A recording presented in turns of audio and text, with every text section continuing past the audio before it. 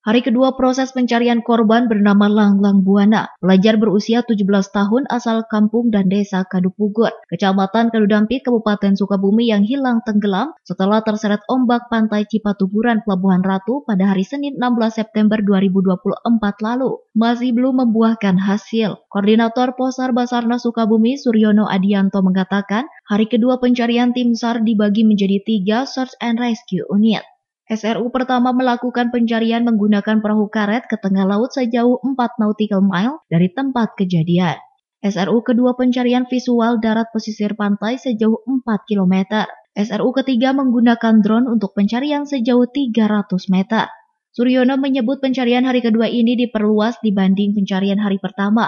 Namun tim SAR terkendala dengan angin kencang hingga mempengaruhi gelombang saat melakukan pencarian di tengah laut. Dalam proses pencarian korban, Basarnas menggunakan 2 peralatan canggih, yakni Aqua A untuk mendeteksi keberadaan korban di dasar laut dan drone visual untuk pantauan udara. Korban sampai saat ini masih dalam pencarian. Untuk pencarian hari ini sudah masuk hari kedua. Untuk seru yang kita libatkan untuk pencarian hari ini, kita bagi menjadi 3 seru.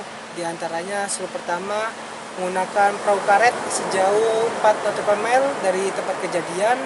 Seru kedua kita lakukan visual darat sisir pantai sejauh 4 km. Dan seru ketiga kita menggunakan drone untuk pencarian sejauh 300 meter. Ada kesulitan nggak pada saat di tengah laut, kondisi laut?